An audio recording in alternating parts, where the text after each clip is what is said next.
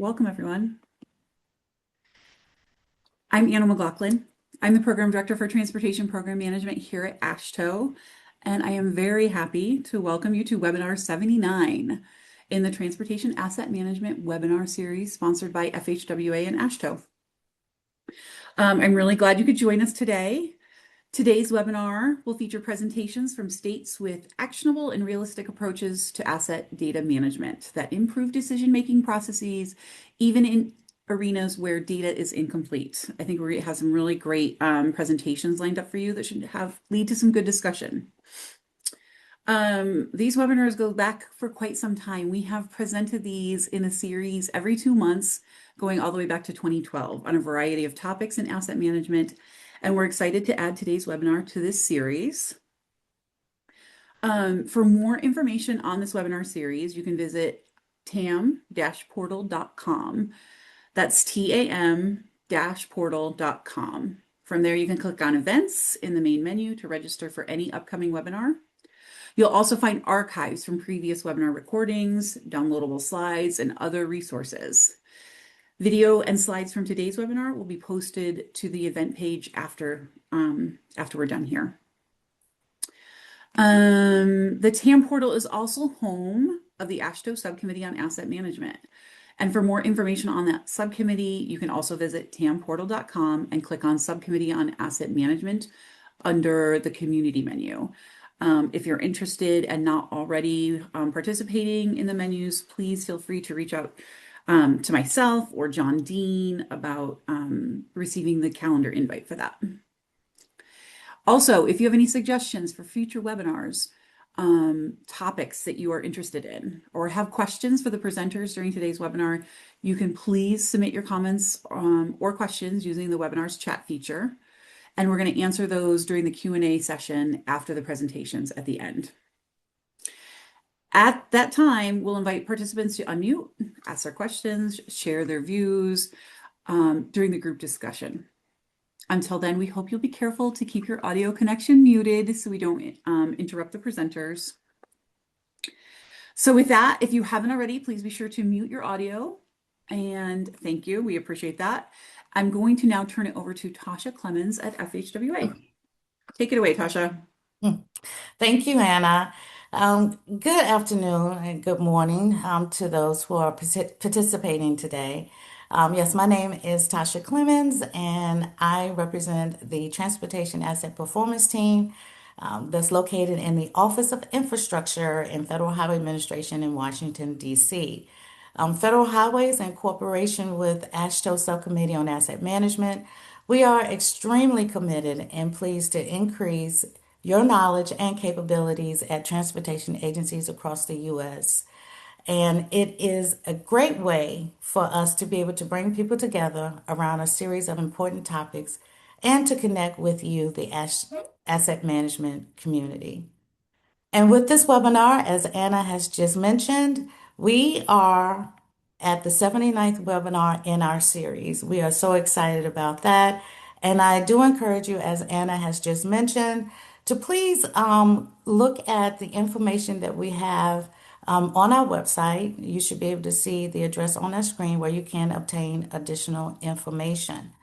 However, just like materials, quality data is needed to create a solid foundation for decision making. But that data can only be as good as its implementation.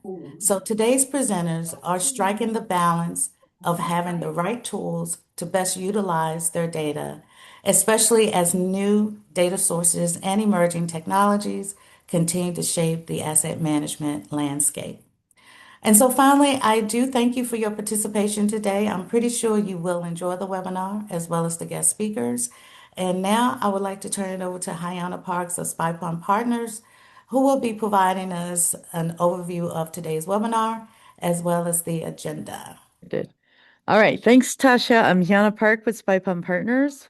For this webinar, the primary learning objectives are to explore practical ways to pair traditional TAM data sets with emerging and alternative data sources, highlight innovative programs that facilitate holistic asset data management, feature practices for modernizing data beyond compliance and toward decision support. And as always, share lessons learned, ideas, and knowledge with the asset management community. For our agenda today, I will introduce our speakers before each presentation, but in brief, they are Robert Cochran and Chenfu Liao from the Virginia Department of Transportation, Justin Bruner from the Pennsylvania DOT, and William Johnson from the Colorado DOT. Time permitting, we will have an open group discussion at the end. And just another reminder, please submit your comments or questions using the Zoom's chat feature anytime during this webinar. We'll make sure to cover them at the end of the webinar.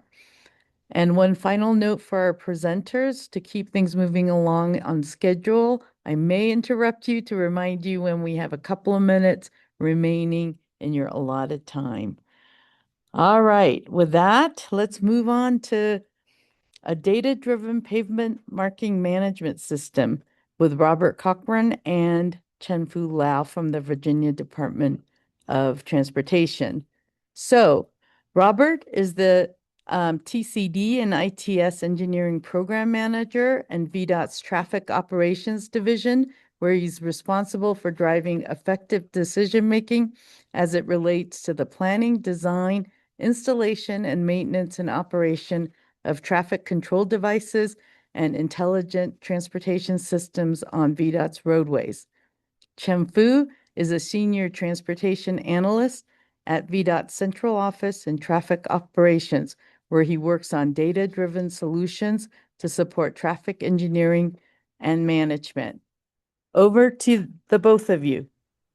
On that note, so today we're going to be talking to you about Mark Smart, which is a data-driven pavement marking management system. So let me just kind of talk to you about who we are as a state and kind of what we have. So we'll start with a little bit of a fun fact. If you're not familiar with Virginia, we are weird in that Virginia has 38 of the 41 independent cities in the United States. So our cities are completely separate from counties. And VDOT operates all of the roads, operates and maintains all of the roadways in the counties around the state. So that gives us a pretty big inventory, 59,000 miles of roadway, which is across 9 different geographic districts, stretching from just outside of Washington, D.C., which is pretty commercial, pretty urban, to rural Southwest Virginia, to down in Hampton Roads with all the bridges and tunnels. So pretty diverse cross section of roads across the state. And here you can see a little bit of the breakdown of our interstates, over 1,100 miles, primaries, over 8,000, 50,000 of secondary, and just 300 miles of frontage roads. So a pretty big inventory that we have to account for, especially as we think about all the pavement markings that go on those roadways, right? So generally, our pavement marking is one of 3 different materials. It's either a B6 tape, a tape product which we use primarily on our interstates, a thermoplastic material which we use typically on our high volume primaries and after paving, and then paint, which is mostly what we use as retrace. So we don't get as much snow as our northern state friends, but we do get snow here. Or this year we got snowcrete, which is a lot of sleet and other stuff. But that means that we have plows and everything else impacting roadways. and that has impacts on our pavement markings. So we do tend to retrace our roads every year, at least the roads that haven't been paved, and gotten new treatments in the past year or a couple years. And so we try to focus on high retroreflectivity through that. And then we also try to prioritize the higher volume interstates and primaries where striping is more of a concern. So some of what went into this tool that we're calling MarkSmart is that we realized that we have a pretty big need to understand what's our inventory and how are we making wise investments on that inventory. So if we make pavement marking width changes as a statewide policy, or if we change marking material, what impacts does that have on the amount of money we're spending, on the life cycle of the pavement markings? Are we still maintaining and meeting federal requirements? We just didn't have a good way of assessing this on a statewide scale with such a large inventory. As I mentioned, we have a large inventory and 9 different districts, and all of those districts are keeping up with what pavement markings are going down on each roadway in their own way. And largely that was through spreadsheets and all kinds of things. So in combination with that, every year we have projects, and we have a pretty big paving program. I believe it was on the order of $700 million this year. So that's a lot of roads that are getting restriped every year as well. So we needed to be able to account for those impacts in paving so that we're not overlapping with that. Pretty routinely, we would hear of roads that maybe our crews went out and restriped, and then within a month or two, they got milled up and repaved. So we're trying to alleviate those situations as well and create a more streamlined approach. So what MarkSmart is a network level pavement marking management tool that minimizes asset data collection requirements through the use of roadway inventory and traffic data. And so what it can help us do is to maintain the statewide inventory, to evaluate our marking needs. Through the tool, we can generate restriping plans for our districts and the contracts that they put out, or through our state forces. We can model and track the performance of our pavement markings, and we can generate reports on that. And we can address conflicts in plans, like I mentioned, where you have routes that are maybe impacted by paving, and ensure that our state forces aren't also taking action on those routes. This has been a really manual exercise for all of our districts as far as they've been dealing with it. And so this tool really seeks to make that process easier and to ensure a level of accuracy that we haven't really been able to attain previously. So today, we're just going to focus on explaining kind of how we've arrived at the tool that we have. Chin-Fu is going to walk through some of how we got there, how we built the base inventory, and then how we're planning and tracking restriping work, and how that is impacted by paving. So I'll turn it over to Chin-Fu to explain some for us.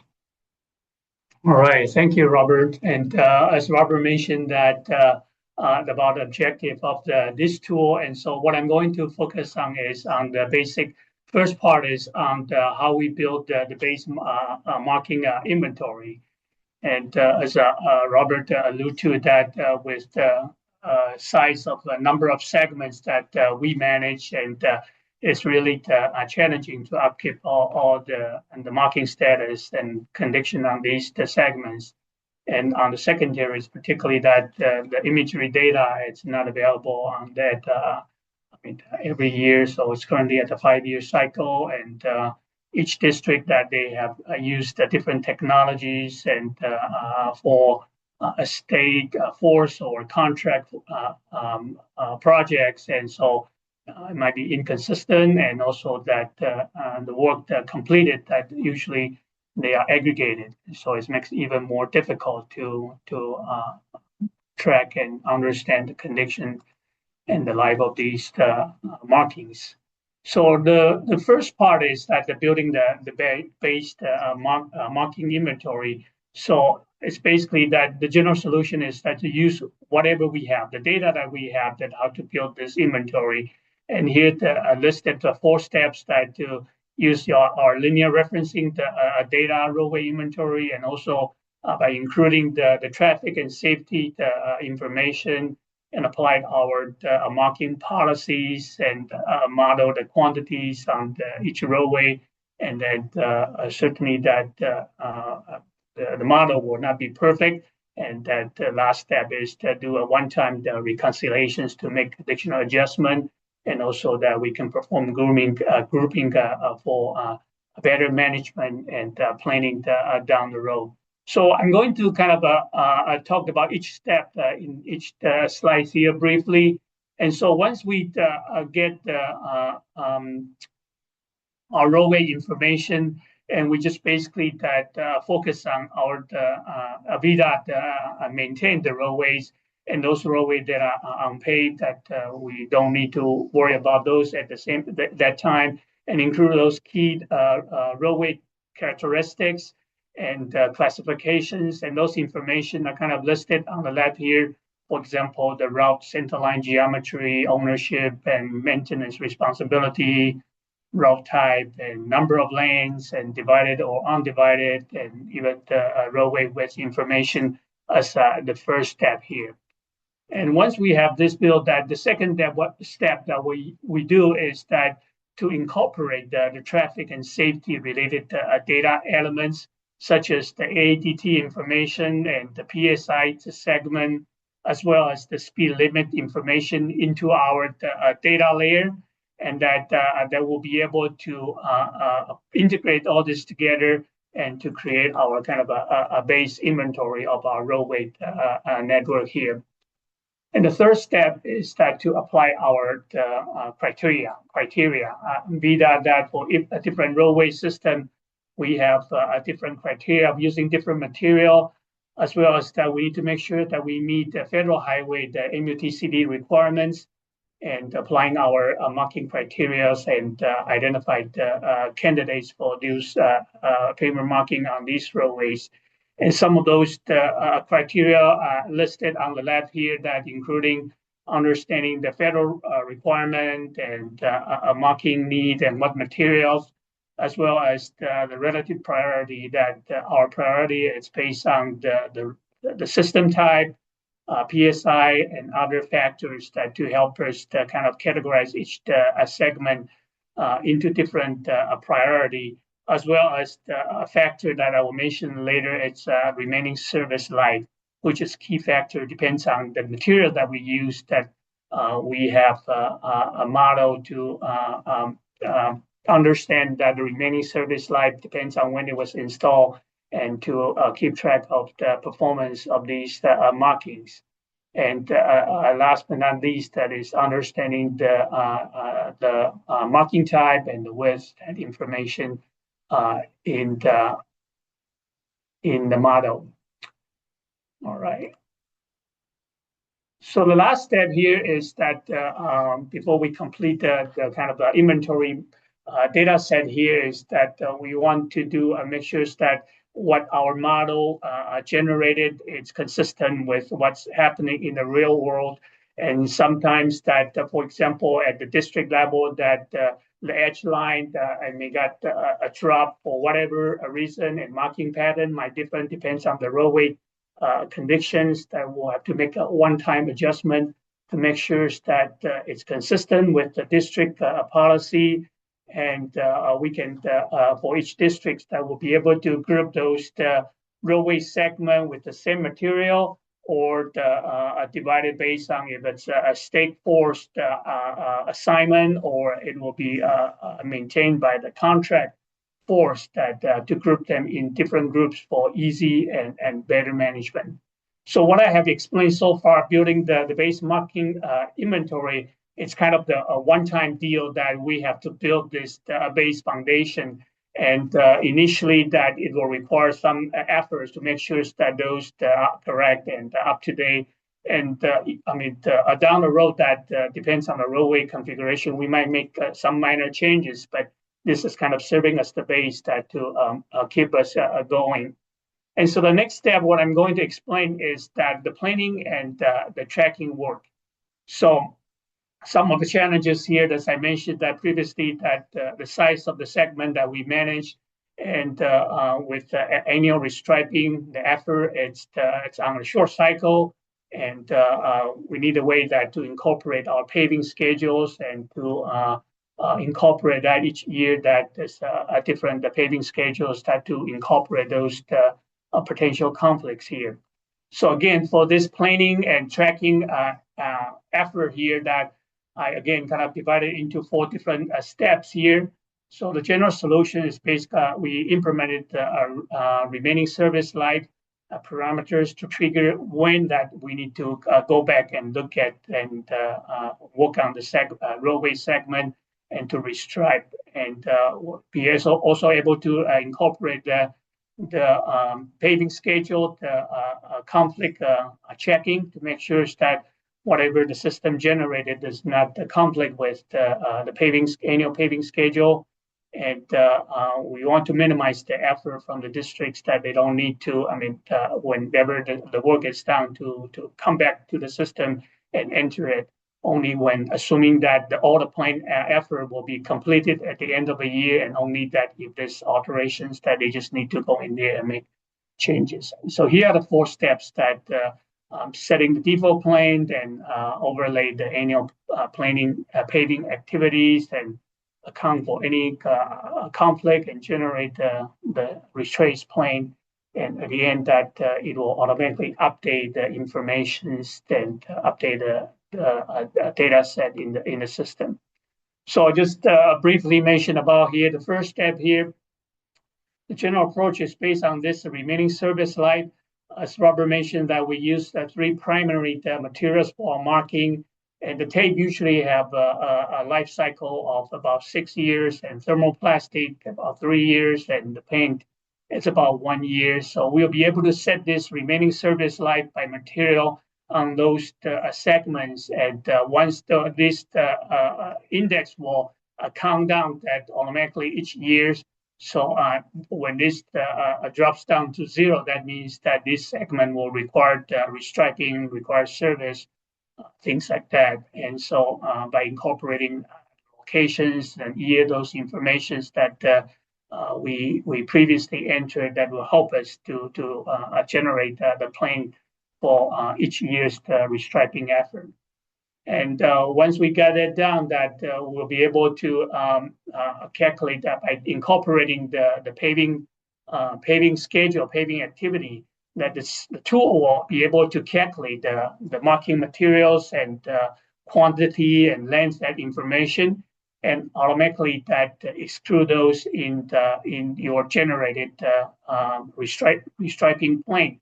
That'll be able to separate that and to make sure that we do not overschedule those or reschedule those segment with a paving schedule already planned out. And the third step is that to basically that compare the remaining service life and with non-paving locations. So the system will be able to calculate all the quantities and locations. It'll do geospatial segmentations to separate that the planned paving schedule from the plane schedule. So not to duplicate the effort here and to avoid the conflict in the annual restriping plane. And lastly, that the next step is that once that is done, that we'll be able to generate the annual restriping plane, and as the plane is executed, that we'll be able to at the end of the year that just to mark the whole plane is completed. And if this, in any case, that for whatever reason that if there's a segment that is not able to, I mean, work on, and we just have to manually mark that as a cancel, and that you don't need to update every plane that's a complete. So just simplify the effort from the user's perspective to make it easier, and then the system, the data set will be all updated, and then moving on to the next year to incorporate those changes. So that's kind of the two major categories that these tools that provides. And the first one is that just building the inventory, and the second part it will probably more interaction with the users annually to make sure that they generate the planes and update the progress, and then moving forward to make sure that all the marking conditions, marking performance, and all these maintained up to date. So I think at this point that I will turn the time over to Robert to finish up the rest of the presentation, and maybe quickly show some of the features in the tool that as you see on the screen here. Yeah, so thanks, Chin-Fu. I think some of this is just kind of basic GIS mapping, but the interface that we have kind of shows, and here we can see some of the city, county thing I was mentioning earlier, but the different line weights and patterns indicate when which roads receive which types of treatments, and then what the remaining service life is. So as you can see on the right, you have an RSL that's greater than or less than or equal to 1, and some other components with different materials. And so it really allows us to capture which roads, did we touch 2 years ago, but they still had thermo, and so they're, kind of by the way that we're standardizing thermoplastic service life is 3 years, but we don't need to touch that this year. And so we can wait another year. And so the system is automatically capturing all of that data. It's tracking it year over year to see kind of when is this segment of road up for repaving. Remarking, and keeping up with that. In addition to really capturing the paving schedule or other projects, or retracing where we're actively restriping and what those materials are. Chin-Fu mentioned some of the ways that our users are able to input this information by batching. We kind of went into this thinking, they might some of our districts might prioritize certain routes and counties more than others, but in a lot of cases they were like, no, we just kind of do this whole county as one. And especially for our rural counties that don't have as as many roads. So batching and being able to do batch updates was a big deal.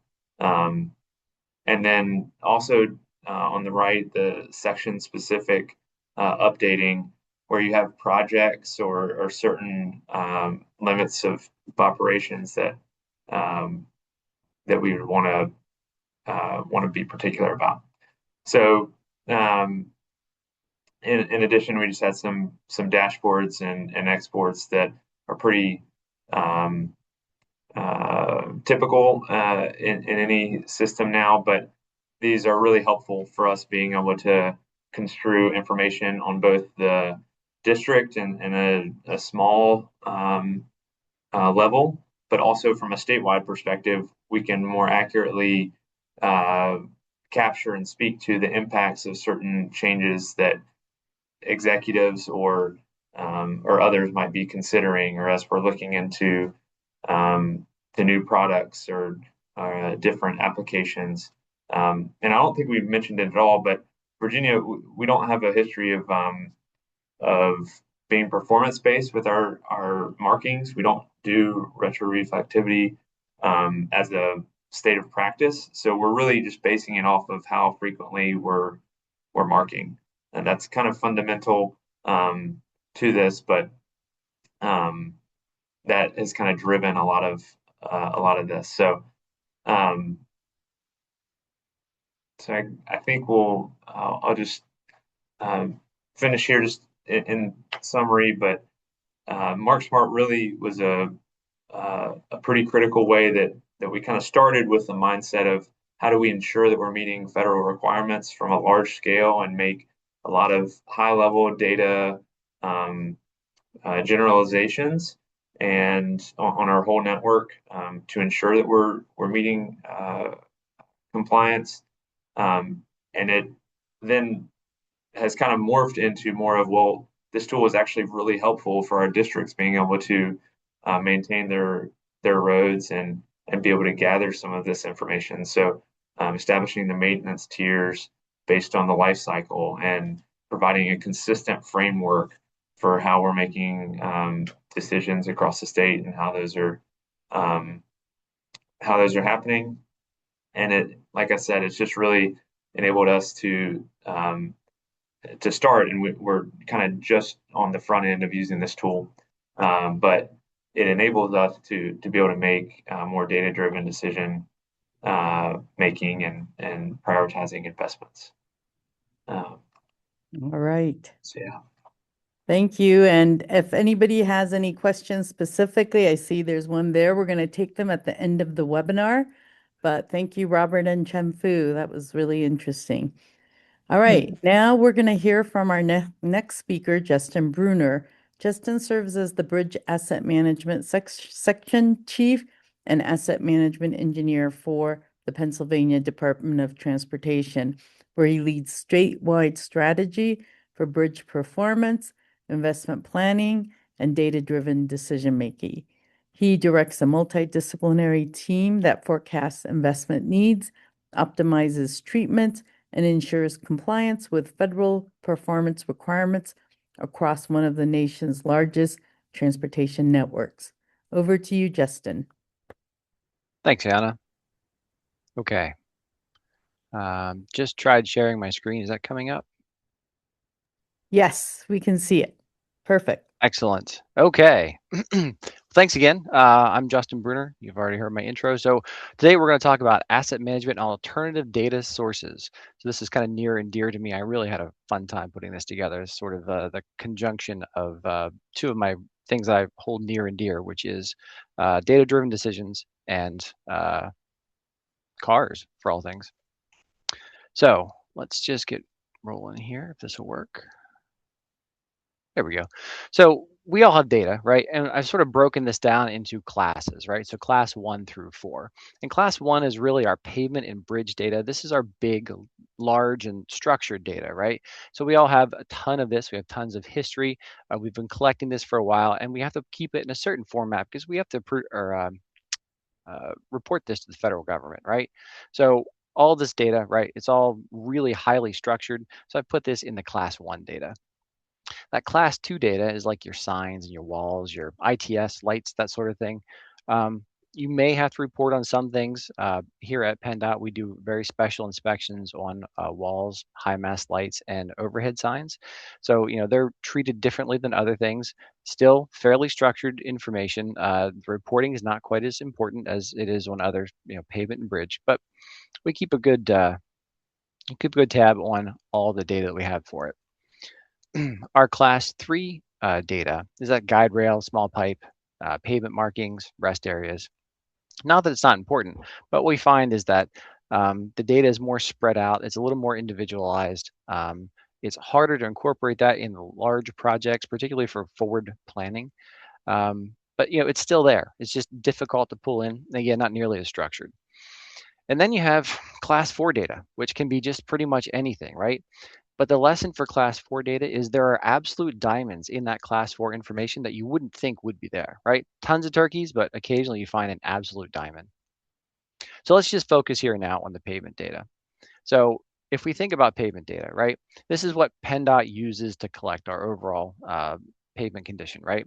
So we have a bunch of trucks out there that we get the lock friction wheel tester, high-speed profiler, the location referencing system, which is basically our version of Google Maps, the driver portion of it.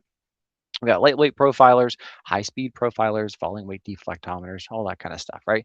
And we obtain a tremendous amount of pavement data, just gobs of it. But for planning, we typically use that IRI, rutting, cracking, and faulting, and that's what we report to the federal government. And also what we use for planning purposes, but it's the schedule of which is a little unique. So you think about that HMS cycle, the NHS is actually collected. Oh, good, my laser pointer is working. NHS is collected here in PA, usually in the April to October timeframe. So we can get the NHS all in 1 year, but the non-NHS, it takes us 2 years to collect all of that, right? So we also have to post-process that and report it. And then for today, if we're using it, it's possible that we could have information that's actually 3 years old, which is a little dated. It's not terrible, but that's just how this all works out. And if you think about this from a bridge perspective, you can actually have information that's almost 4 years old. So things can be dated, and we're aware of this from the asset management perspective and planners, right? There's a lot of people that go out and then do a field view of a project right before it's let to make sure they're not missing anything. But we'll get to that in a second. Fundamentally, we're using all of that data. We're putting it into our AssetFox platform where we plan and prioritize, or help plan and prioritize our projects, right? But that actually can take up to 2 years to update that tip. So in theory, you can have some really dated data that you're making decisions on. So there's an opportunity there, I think, that we can work with. So this is just a really awesome opportunity to take a quick left on Conversation Street and talk about our PennDOT asset management ecosystem. We've received a lot of feedback from our pooled fund recently, so this is probably a good opportunity to just quickly pause and talk about that. We produce the platform called AssetFox, which is the BAMS and PAMS, so Bridge Asset Management and Pavement Asset Management. Just for clarification, this isn't something that's in competition with anything else out there in the market. I've heard a lot of people call me up and say, hey, isn't this thing you're making a lot like in competition with BRM? And not really. We're actually making something that can process bridge data or pavement data or signs or walls or lights or trucks, right? So it's an asset management solution. There is no inventory to it. So if you're looking to do better on the asset management portion, the decision-making process, this is the platform that I would recommend checking out. Anyway, this information produces, or this platform produces recommended treatments per asset class. So for here, we have bridges and we have pavements. The problem with that is those recommended treatments are not projects, right? They're not something you can let as a contract from point A to point B and everything in between, because you have to have a human go through and pull this all together. So what we've done is made Project Builder, which allows you to consume the BAMS and PAMS data, assemble it into projects, and produce a draft step for you. In addition to that, we've also put in the ability to have Project Builder feedback information into BAMS and PAMS, which allow you to then look at your overall performance into the future based on the decisions you've made. So that's pretty helpful, really helpful for making TAMPs and communicating to senior leadership exactly where you are in terms of funding and performance. Then finally, we have this concept called decision space, which allows you to enter in information on a project you'd like to create, because the AssetFox platform only works on existing assets. So again, just to be clear, our Project Builder platform is that decision space Project Builder bit. The AssetFox platform is that BAMS and PAMS. And just to wrap this up, currently the AssetFox platform is part of the Transportation Pooled Fund. We actually have 4 participants currently. We're really excited to get that started. We look forward to opening up round 2 in and around probably May. We'll start taking on new participants. So if you are interested, feel free to reach out. Happy to put you on the list for our next round. If you aren't interested in tech transfer or help with us setting it up for you, you can always go to GitHub. It is free of charge. And finally, Project Builder will be available through the pooled fund once we actually get into production. And I'll more on that in a minute. All right, so back to where we are here. We're just going to skip right into Project Builder and take a quick look at data that we would consume from our systems. So this is actually a view that we made here earlier this week, showing our current data sets that we have from our current systems and a project that we have in our system right now. So as a planner, when they go into our system and look at this and they say, I see we're going to do from point A to point B. Is there anything in this area we would like to do in addition to that? So doing their first level of screening digitally, right? And by using Project Builder, they can see that there's a number of the purple here, sorry, that's represented, is incomplete data in our data set. So nothing against the people who have collected the data, right? It's probably largely some processing issues on our behalf. But fundamentally, our end users see that there's a limited amount of data that they're able to use when they're going through the platform and looking to basically right-size those projects, doing their human element job, right? So what alternative data would be available to them to help them make decisions? That's a really great question. This is the part that I really got into. It turns out that cars are now basically rolling computers. Cars have a tremendous amount of sensors on them, and it's just getting better every year. And I think that's really exciting. So there's a whole concept of this, V to V and V to I and V to X. That's vehicle to vehicle to infrastructure, and vehicle to like everything else. And we're not even touching that at this point in time. Really, what we're talking about is the concept of a car recording what you're doing, for better or worse, right? I know privacy concerns are in there, but recording what you're doing, reporting that information back to the host, whether that be the manufacturer or third party, through a series of sensors, right? This is happening now, and I see this as only getting bigger, more complex, and quite frankly, adding value to us. So I say this because in doing my research for this, I was floored to find that ZF, right? This is a $40 billion a year company. They're actively marketing smart chassis sensors to OEMs. This is a really big deal. This kind of sensor, I actually owned one of the first cars that needed a sensor like this because it adjusted the shocks. Interesting. It was way back in 2002. But point being is that they have come so far with this technology. It's really incredible. If you look what they're offering, ZF has already figured out what this is going to be. They're offering a glimpse into the future, which is right here, right? They're offering these sensors to put on cars that allow them to capture the motion of the wheel. That is being ported to the OEM, which is also shared with ZF, and they're looking to sell that too. They have right here third-party data, which ultimately will come back to the DOTs. So there's just genuine opportunity for data capture here. There's a bunch of companies currently that do this. Inrix is probably one of the big ones. Michelin, Streetlight's a big one. Actually, there's 37 different ones that collect and sell vehicle data. It's a ballooning market. And Neurodynamics, they've one of the really interesting ones during my research. Turns out that they're actually providing tire pressure from, get this, software. There's no sensor in the tire, which absolutely blew my mind. It turns out they're actually using a really interesting concept. This, right, the ABS wheel speed sensor has been in cars since the mid-90s, right? They're using differential tire rotation as well as a GPS signal to determine tire pressure, which I find fascinating.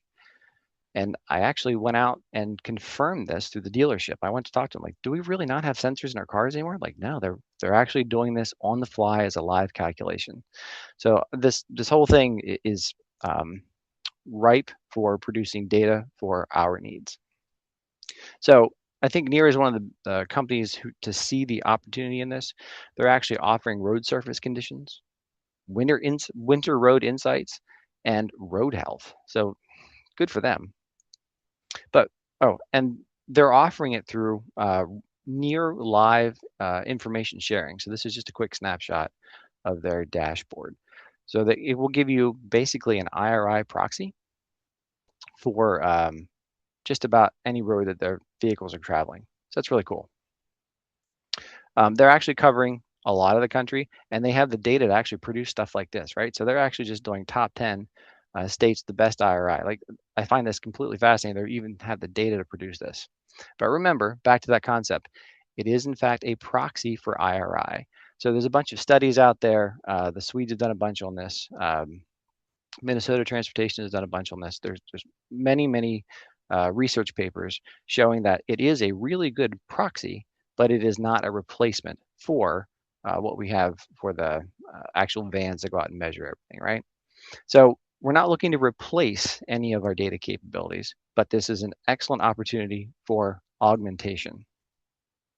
So just throwing it out there, the Maricopa Association of Governments, they're actually using the NERA data in their Sun Cloud to actually help them plan projects. It's that good. So feel free to check them out. I talked to them earlier or later last week. They're actually getting ready to launch Sun Cloud Explorer 2.0. So that's kind of a big deal for them. And all of their work for the Sun Cloud Explorer is also open source, just like our products. So if you're looking for any GIS-based help, get a hold of them. They're great guys. Okay, so back to our connected car. We're doing 25 gigabytes of data an hour, right? But where is it going and how do we use it? Great question. So how do we use that alternative data?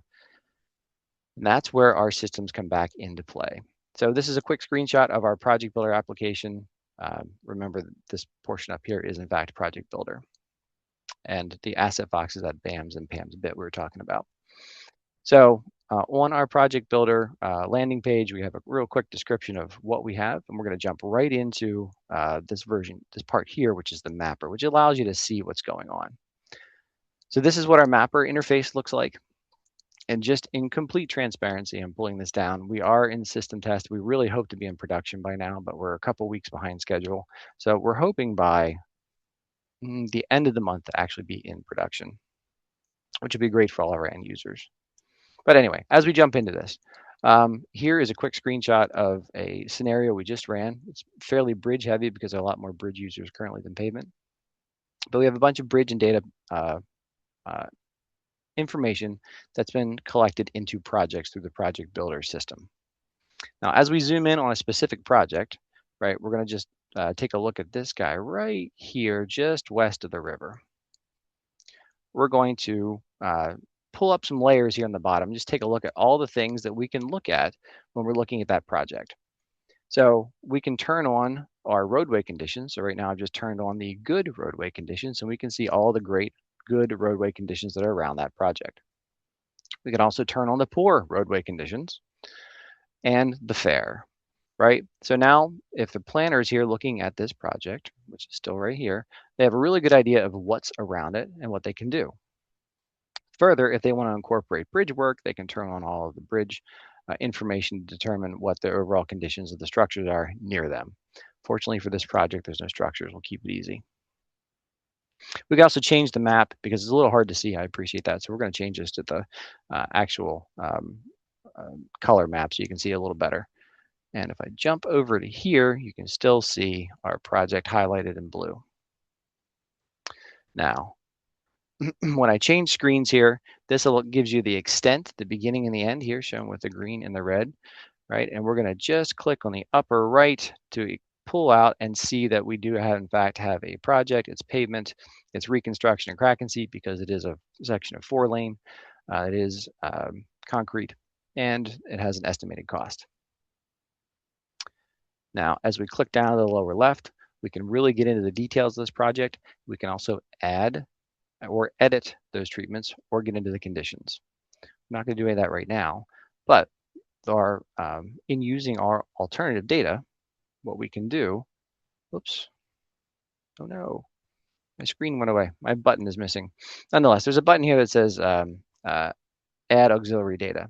When we add that auxiliary data, what we can do is look at, unless I got messed up. Oh, sorry, I'm turning on the wrong screen. This actually overlays our pavement conditions again around that project. And when you turn on the auxiliary pavement button, you can see if we pull in auxiliary data from whichever source you want to, the conditions of the overall ramps around that project. So you can see that all of them are in really good shape, except for this one right here, right? That one ramp should probably be included in the project you're working on. So we can go down here to our add treatments, edit that treatment, edit a mill or add a mill and resurface to that treatment. And now that treatment becomes part of that project. Pretty cool. Finally, all that information is then summarized and collated in our project builder space. So it increases the budget spent for that year because you've changed the project extents. We also have decision space. So this is, remember, as we talked about earlier, the ability to look at and grade projects that you want to incorporate in your overall program, because you want to make sure that you're comparing them with already existing infrastructure. So just a really quick jump into this. This is how we have set up the template to grade projects. We're going to jump right down in here into our condition and performance. You'll see right here, we have the ability to input current conditions and then import that auxiliary data, meaning input your roadway conditions from other sources, which then helps you make better choices, helps paint the picture more of what's happening here with this particular work candidate you're trying to create. And then, of course, once you do that, we can calculate relative efficiency, overall cost, and in the end, we can look at how those particular new projects help whichever goals you define. So you can look at this from a pie chart. I prefer to look at this in this flow chart this way, so we can see that project 70 here is helping our mobility and economic score significantly, but it's definitely the most helpful in our condition and performance. So I know we're taking questions at the end, so that's all I have. Stop sharing. All right, thank you, Justin. Let's move on to our final speaker.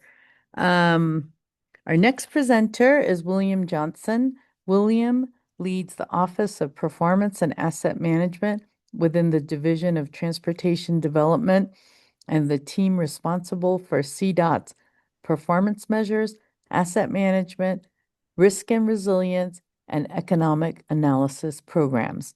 William has been with CDOT for over 26 years and previously served as the GIS data management section manager and as a mobility planner.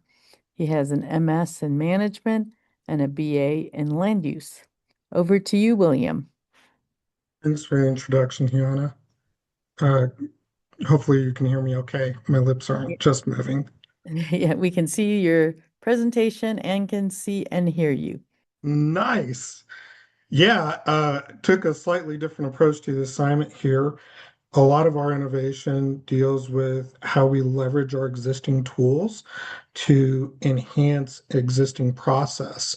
But more so, I'm trying to tell you a story about how we leveraged our asset management model, which typically informs a 4-year rolling program of projects to help us develop our 10-year plan, which is not the STIP. It extends far beyond that. And you can think of it as the more traditional planning process. That is where you collect data, you have your goals and objectives. You're doing a lot of work between our regions and the MPOs and our rural transportation planning regions, the public, to develop a longer range sort of list or profile of needed investments. And in the past, we've had a little bit of a disconnect between what I would consider true asset management scope and things that, normal public MPO cities, counties like to deliver in a CapEx or capital development program, which is not to say that necessarily they exclude asset management, but they definitely have an eye towards modernization or capital expansion of our roadways. And for us, is we're in a mode of pinching our pennies. And so we're having to really dial down what the scope is we're looking at and lean into asset management as a principle. And it caused some challenge for us in terms of how do we get the information out? How do we tell the story of asset management is an important piece of developing a 10-year plan for the state of Colorado. With that in mind, I'll start with our goals and objectives. Within Colorado, we have something called Policy Directive 14. We do have a Transportation Commission, which is our board. It's appointed by our governor, and they established Policy Directive 14. And I like to think of it as the investment plan for Colorado. And in there, of course, there's safety. We also have stuff dealing with transit. We're trying to build out a statewide transit system more robust. And then there's fix our roads, which is asset management. Within asset management, yes, we focus on pavement, we focus on bridge.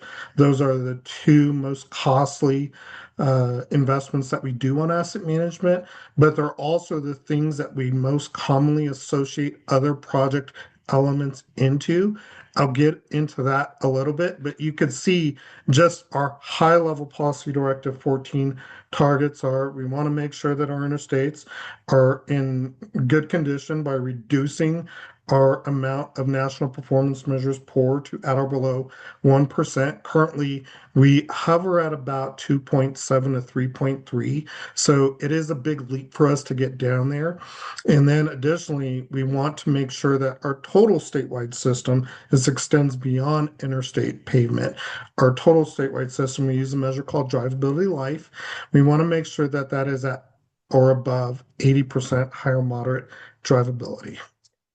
Now, the way we do asset management is not too different than the way other DOTs do. I'd say the one big difference here is that we are very prescriptive on our treatments and investment with asset management.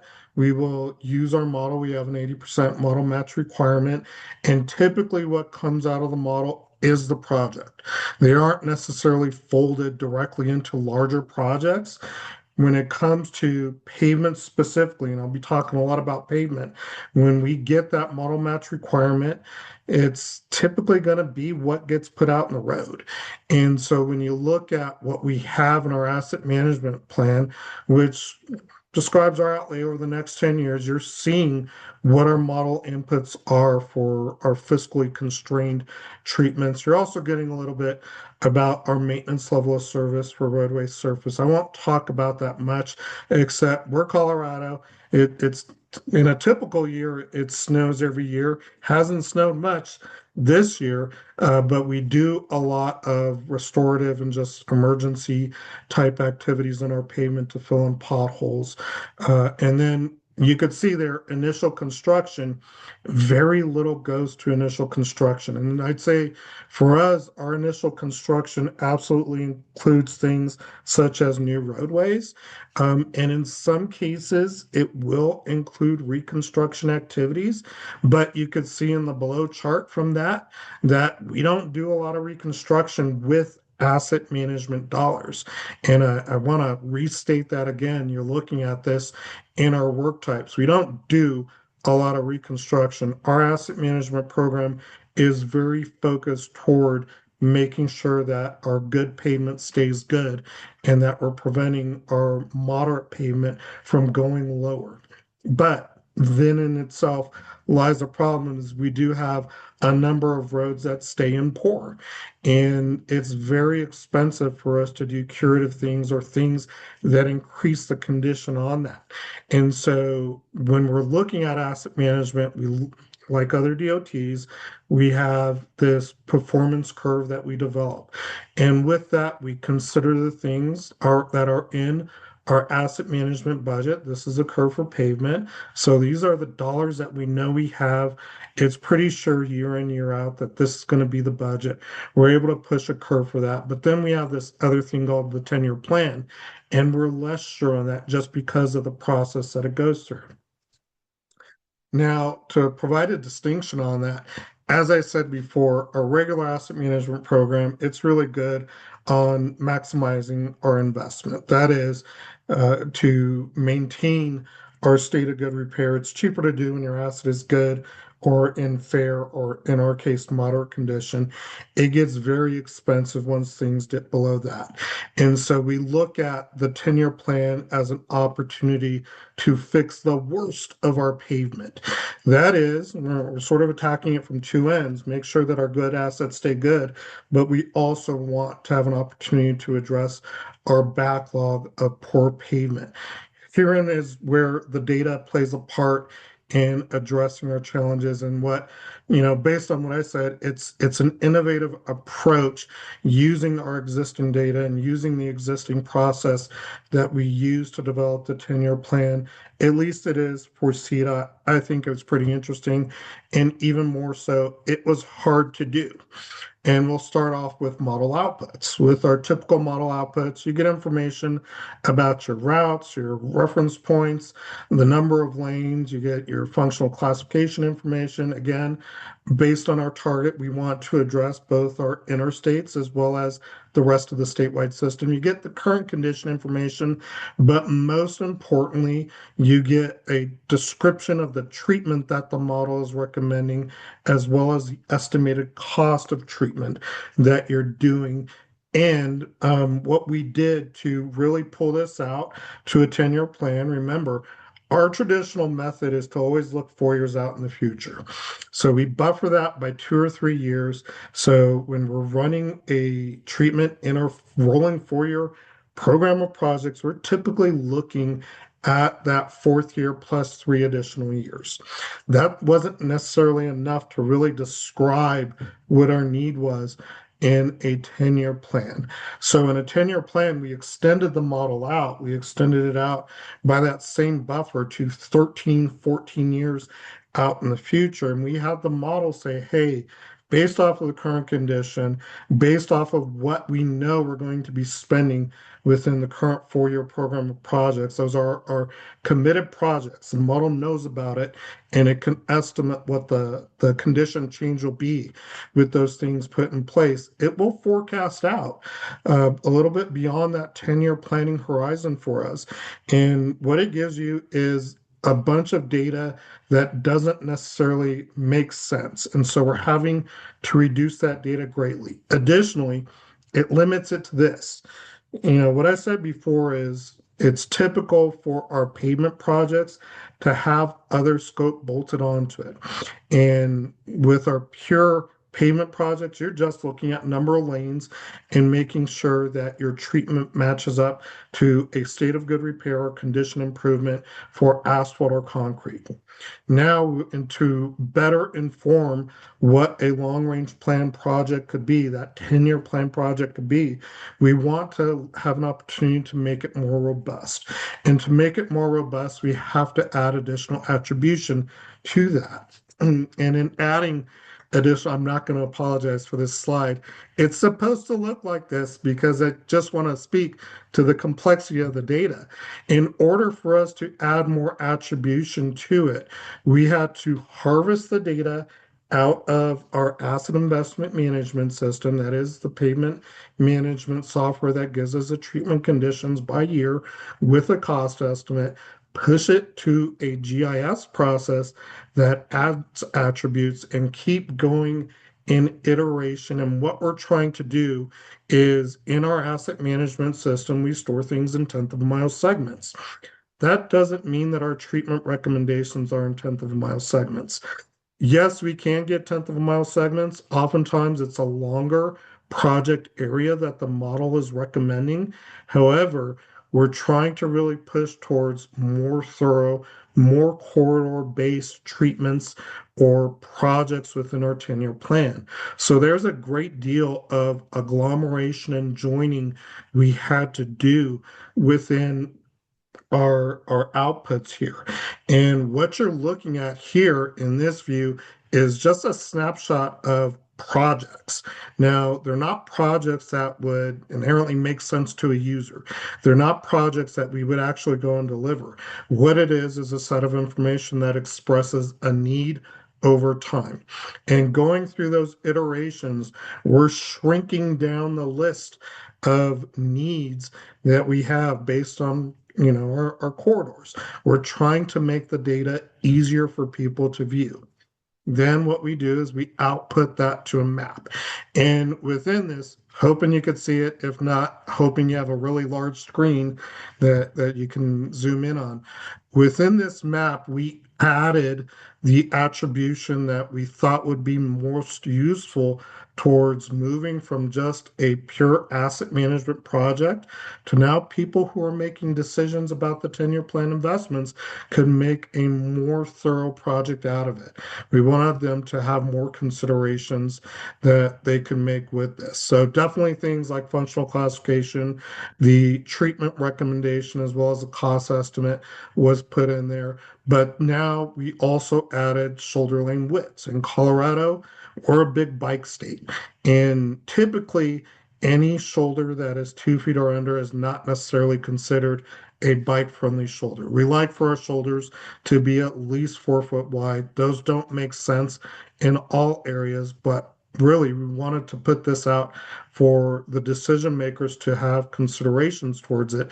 So we added things like their lane or the shoulder width in it. We also added information such as our vehicle miles traveled. We added the information on whether or not there were multiple treatments in it to make sure that we staged out our asset management recommendations naturally within a map and naturally within looking at treatment recommendations within a 10-year time frame. You're going to get multiple treatment recommendations. Within 1 year, you may have a low-level treatment recommendation that extends the life cycle of your asset. But 8 years later, you may have a minor rehab or major rehab. We wanted the users to be able to have access to both the information to make the best decision that they could. We also added a lot of boundary information so that our users would be able to tell whether or not something was in or outside of an MPO area. Within Colorado, we do hold a great importance towards investment in rural roads. So that information was very useful for our users. Here's a greater view of what that looks like. Yes, absolutely every road that is on our statewide system, roughly 9,100 miles, does have a treatment recommendation. But in order to help our users just look at this in a common sense ways, we added filters to our GIS web map app. So if you're in the region, you're trying to make your 10-year plan and you're working with your stakeholders, you could filter this to your region, to the TPR that you're working with. You could select years in this. So if you're really wanting to dial in on a specific year, that is, that you're going to have a new bus line opening up, and you want to make sure that the bus and the pavement are sort of cured at the same time. You have the opportunity to look at that, and then you could dial in on specific routes or specific functional classifications. Again, for us to reach that 1% or no greater than 1% poor target on interstates, we have to be able to select by a functional classification and just look at what is our 10-year forecast as well as what is the 10-year opportunities that we have in asset management on the interstates. Interstates, as you're probably familiar with, they're very expensive to do work on. And so it's important for us to look at that in a long-term horizon so that we can budget accordingly.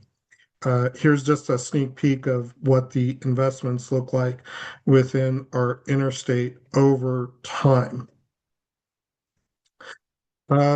So we had a great deal of success, and I want to tell you about that. A lot of this is still in a draft form. Our 10-year plan is actually out for public comment right now. But what I could tell you is that more than half of the projects included within our draft 10-year plan are asset management related. That is, they are very strong with pavement or bridge within that, there's a lot of pavement projects that are included within that. So we mark up this activity as a success. And just to let you know, success is before we just have people have the run of the house in developing what projects would be in the 10-year plan. This time they had access to all this data, all these tools that we had developed for this process. And so we know that this 53% of the projects are going to be really good investments on sort of fixing that worst of the worst of our pavement. Within this, you could see that out of all the projects within the plan, not just the ones that are asset management heavy, 55% of the total include pavement work within them. So they were using the information to bolt onto other projects that were not asset management centric. And in there, remember, we have our asset management program that was not included within this 10-year plan. It's at about $250 million or so in any given year. We increase the amount of investment that we're pushing through to surface treatment, sorry, to pavement within the 10-year plan by an additional 65% or equivalent of it. And so we're going to be gaining roughly 7 years of additional surface treatment program that is not included within our traditional asset management program. Now, out of that, it's just a quick snapshot of the project locations that you can see. The big blue dots down there, that's I-25. A lot of the blue dots that you see going across our I-70, we're getting a lot of good interstate projects within there, which carry the bulk of the traffic across the state. But also, again, I was pointing to we value our rural investment. Colorado is a heavy rural state. You could see just a sampling of the projects that we have throughout our regions, which really demonstrate that we put in effort to use the information to grab good investment opportunities within the rural areas of our state. Now, within this is just a different view of how we look at that draft 10-year plan. Instead of dots, you're looking at lines here. I'm giving you a snapshot of our project pipeline within the 10-year. It's sort of separated between things that are under construction, things that are in design, and plan projects.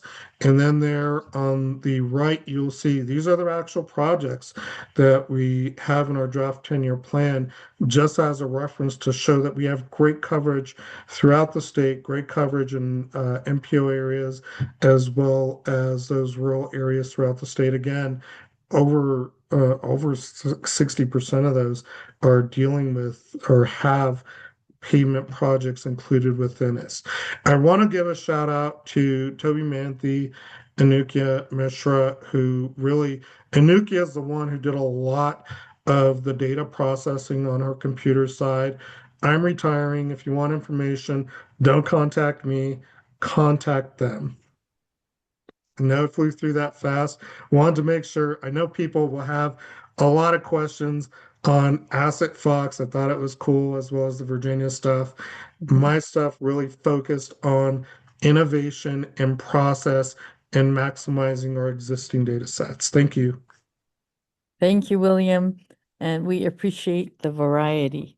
All right, so we appreciate all of our presenters taking the time to share their expertise.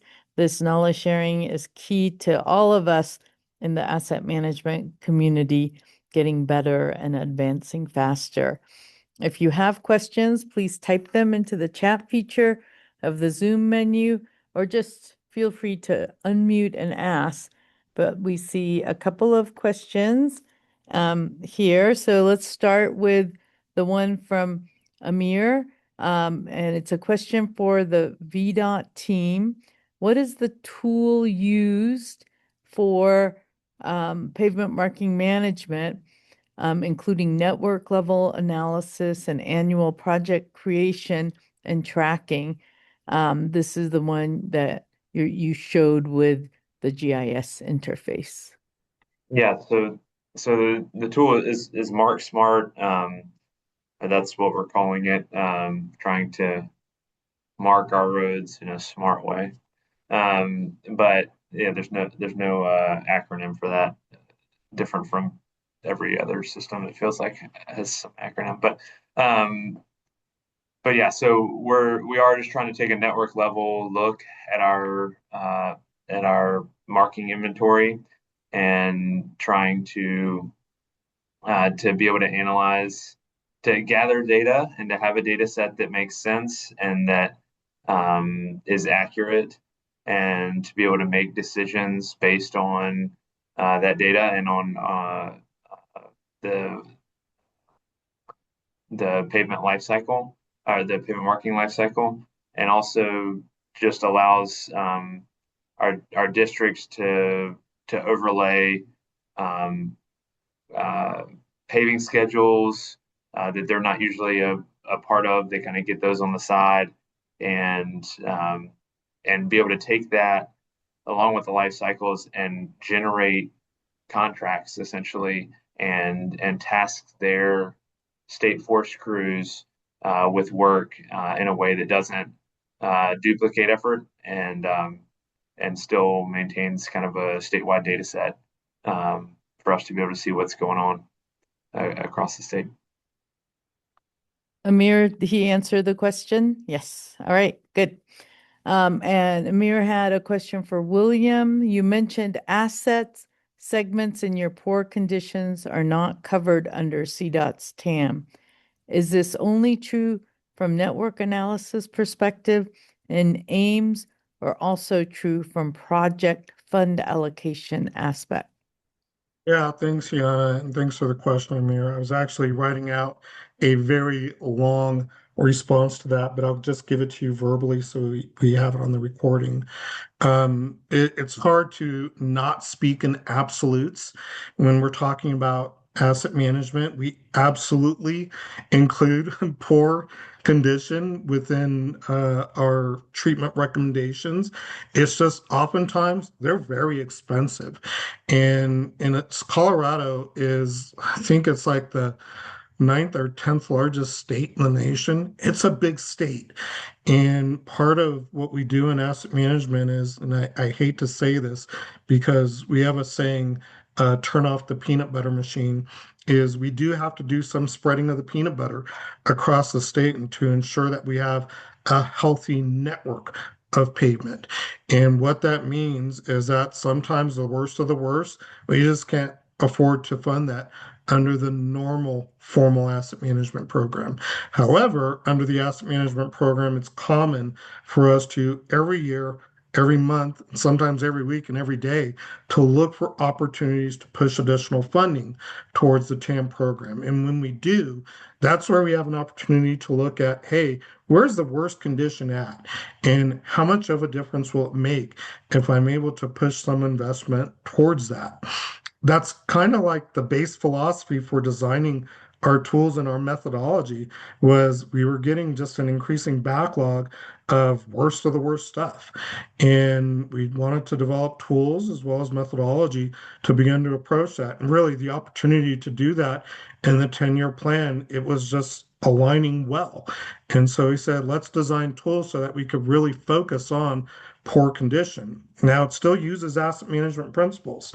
It's still coming out of the logic of our model, but it gives us an opportunity to really look at those expensive things that are either long in duration or out in roads that have like low AEDT or low ESOL values, or things that are just expensive and we had to keep pushing out in years to do. One thing that I mentioned though is that our regular asset management program for payment, it's an 80% model match requirement. So with that extra 20%, we do a lot of focusing on the poor. And within that, it's we're not going to operate an unsafe road. We want to make sure that, through our maintenance level service and the roadway service program, that 20% flexibility, that the things that are happening more short term within that 4-year program of projects, that we're taking care of that. Even though a road is poor, it's not just going to be unpassable. Not everybody in Colorado has a 4-wheel drive vehicle. to do that. So we want to make sure that the roads can be used. But really, we want to make sure that those roads have an opportunity to get more significant investment for a more robust treatment push to it. And that's why we that's why we coughed and choked on our words, but also that's also why we designed this initiative to really focus on that within the 10-year plan. Thanks for the question. I hope that answered it for you. And oh, just the one thing from a network analysis perspective, I mentioned one thing in there was corridors is we're really trying to move the agency more towards corridor planning. What we see here within our approach towards the 10-year plan is kind of a precursor towards that. That is, we chip away in a condition, and that has to do a lot with our funding mechanisms. But within 10-year plan, that's where we're like, okay, we need to think about asset management from both. We still got to chip away to, really maximize our investments, but we also have to look at chipping away within context of people travel in corridors. And so how do I make greater business decisions within the corridors? People travel from A to B, not in tenth of a mile segments. And when we go out and we make investment decisions and actually put down pavement on the road, we want to make sure that we're demonstrating people are getting good value for the public funds, and hence the shift to try to move us to a more corridor-based planning. Thanks, William.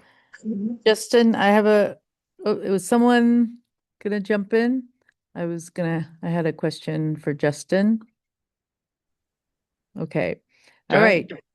Justin, when I saw yours, and also if we have time for VDOT as well, you've developed tools that are for your agency. And a lot of times, even though fundamentally all of you, the DOTs have pretty similar missions, how each DOT works varies considerably. And so I wanted to know, what you did to be able to make it more transferable to other agencies, given that you have the pooled fund, Justin. And then my question more for VDOT is it transferable to other agencies? Justin, let's start with you. Great question. Yeah, so we actually put forth a lot of thought and effort into, as we were building this, if someone else would want to use it, how would they use it? And I think that the decision-making process is all fairly similar, right? If you got to rank something, it's going to be ranked in a particular manner, but all the variables that go into that ranking, they're actual variables, not hard-coded. So you can change all of the different features about it to customize it to your individual use case. And then we also recently realized that the outputs themselves, right? They were very PennDOT specific. So when we first started to talk with other states, we're like, hey, and this is what it looks like. And the immediate response was, but we want it to look like this. Like, oh, right. Okay. So the next part of that was we had to completely redo our reporting system so that it was actually custom reporting because, again, it's all the same pieces of data, but how we're used to seeing it is all different. So the ability to arrange it in a way that's meaningful to the DOT was actually really important. Mm-hmm. Thanks, Justin. How about you, Robert and Chimfu, in terms of, it sounds like what you developed is from in-house. How transferable is it for others to use? Yeah, so I mean, I think fundamentally, so yes, it was intended for VDOT, and certainly it is, it is really kind of targeted towards our internal stakeholders. Fundamentally, if the data sources are there, then the concept can be used anywhere. We're leveraging data sources that are, obviously VDOT specific with our paving GIS layers and things like that. But the concept of adding in the life cycle and overlaying the typical plans for how roads are marked can be used elsewhere. Yeah, I think I will agree with that. The methodology, it's certainly transferable, and certainly that VIDA's, I mean, the way that manage the data and data availability, and also our district users, their objective. So each DOT might have a different objective, but I would agree with Robert that the fundamental the methodology, it's the same, and it certainly could be transferred, and the way that you handle the data, process the data, and um, I mean, make analysis to avoid a conflict and generate the output to meet whatever the objective that the end user would like to use the tool for. I think that certainly that is transferable. All right. Thank you, everyone. All right. We have 1 minute left, so I'm just going to summarize our next webinar, which is going to be held on Wednesday, May 20th from 2 to 3:30 Eastern Time. And the topic will be reflections on 40 plus years of TAM, featuring a keynote presentation from Katie Zimmerman that she developed at the 15th annual TAM conference in Chicago last year.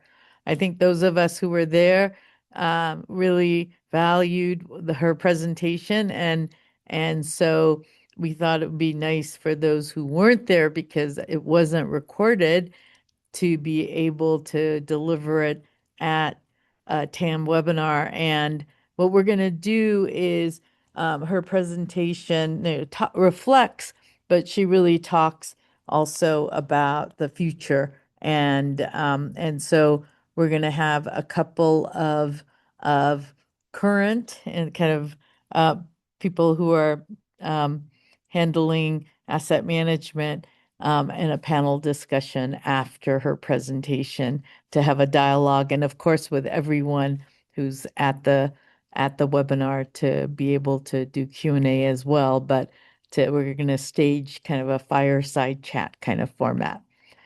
All right, look forward to seeing everyone, and thank you so much to all of our presenters today. It was really an impressive sharing of the innovations you've made with data, innovation, and decision making. All right.